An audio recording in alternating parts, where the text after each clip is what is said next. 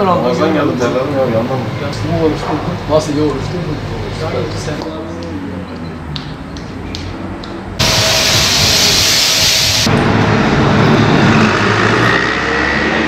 Yapacak gelmeden vatandaş 2 milyar aldı. Abi her çıksınlar.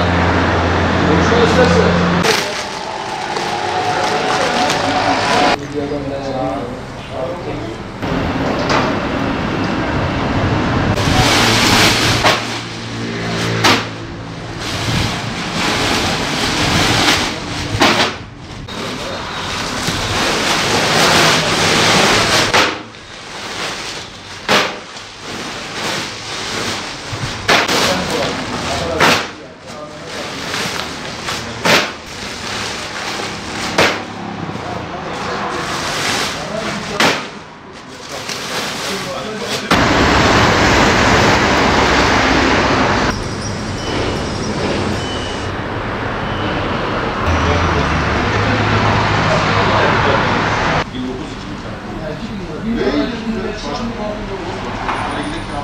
Şimdi biz kömürcü esnafı olarak biz çok mağdur durumdayız.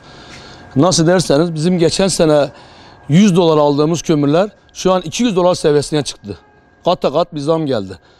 Ben burada hem bizim vatandaşımız mağdur hem kömürcü esnafımız mağdur. Dünya piyasalarında ne oldu ki 100 dolardan kömürler 200 dolara niye çıktı? Bunun yetkililerin araştırılması lazım bunu. Şu anda vatandaş kömür almıyor zaten. Yani 1000 lira, 2000 liraya duyan vatandaş kömür almıyor. Diyorlar ki işte biz tezek yakarız, ne bileyim odun yakarız, bilmem ne yakarız, soba yakarız. Şu anda bu fiyatlar çok yüksek. Esnafımız da şu anda böyle gördüğünüz gibi oturuyor. Kömür satışı şu anda yok. Bize dediler ki dünya piyasalarında bir artış var. Tabii biz onu o kadar bilemiyoruz.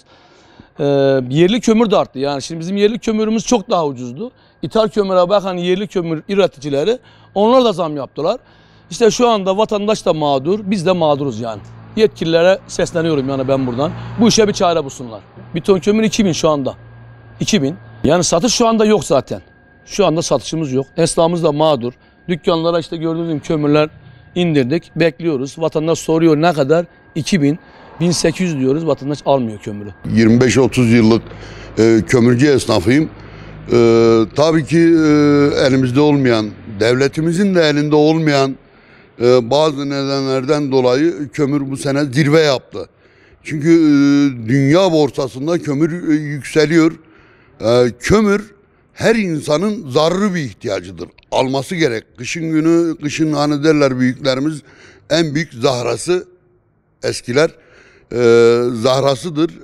Bunu daha önce bizim Antep halkı erkenden alıyordu. Ama fiyatların yüksek olmasından dolayı müşteri de zor durumda. Kömürcü esnaf arkadaşlarımız da zor durumda. Bu satışların başlaması lazımdı. Satışlar başlamadı. Fiyatların yüksek olmasından dolayı tabii ki bekliyoruz biz müşterilerin bir an önce kömürü alıp evine koyması. Dünya pazarında yine kömür artışları devam ediyor. Bunu biz müşteriyle beraber çözeceğiz. Bizim amacımız müşteriye kaliteli kömür satmak. Bu kaliteli kömür sattığımızda istiyoruz ki müşterimiz kışın günü rahat etsin. Kışı rahat bir ortamda geçirsin kömürünü yakarak. Rusya'nın pandemiden dolayı üretim yapmaması, Çin'in de şu anda aşırı miktarda kömür talep etmesi Rusların fiyatlarını da saha fiyatlarını da yükseltmesi İskenderun'da bu yıl kömür fiyatları geçen sene orandan %70-80 aralığında biraz yükselme oldu. Bu da şu anda satış fiyatlarımız 2000 lira. 2000 lirayı da geçecek gibi gözüküyor. Aslında 2000 lirada değil de bizim yazdan aldığımız stok yaptığımız işte mevcut bu gördüğünüz kömürleri satışımız 2000 lira. Eğer yeni fiyatları almış olsak, depomuza indirmiş olsak bu 2250'leri de bulacak. Bundan dolayı fiyatlar yüksek. Rusların tamamen talep meselesine yükseldi. Çin'in kömür çekmesi, enerji santrallerinin çalıştırması, Çin'in Rusya'dan kömür çekmesi daha doğrusu. Bundan dolayı fiyatlarımız yükseldi. Vatandaş 1 ton alacağına 500 kilo alır. Kışı bir şekilde geçirecek. Tabii ki kömür yakacaklar, yakmayacak değiller. Alternatif yerli kömürler var. Yerli kömürlerle ithal kömürlerin arasında hem kalori farkı var hem kül farkı var. Yani 1 ton ithal kömür alacağına 500 kilo alsa daha farklı olur. Ama yerli de alabilirler. Yerlinin fiyatı biraz daha uygun. O da yaklaşık 1200-1250 civarında gidiyor şu an için. Normalde başlıyordu işler yaklaşık geçen sene oranla %90 düştü. Yani 100 ton kömür satmıştık geçen sene bu zamanlar. Şu anda anca 10 ton satmışızdır. Bunun sebebi de işte fiyatların yüksek olması. Tüketici şu anda bunu kabullenemiyor. Yani 2000 lirayı kabullenemiyor. Bundan dolayı fiyatları yüksek bulduğundan dolayı şu anda alım yapmıyor. Ama yaptıkları takdirde de biz yeni kömür alımına geçtiğimizde 2200-2300'leri bulacak tabii. Yani bir ton kömür kullanan bugün 500 kilo düşecekler. Fiyattan dolayı. Beklentilerimiz de inşallah nasıl olursa 3. ayda 4. aylarda fiyatların tekrar geri eski seviyeye gelmesi. Tüketicinin bu yıl yakabileceği kadar kömür alması. Fazlasına gerek yok zaten. Hocam kömür fiyatlarımız bu yıl çok yüksek. Dünya genelinde enerji fiyatları acayip bir şekilde yükseldi.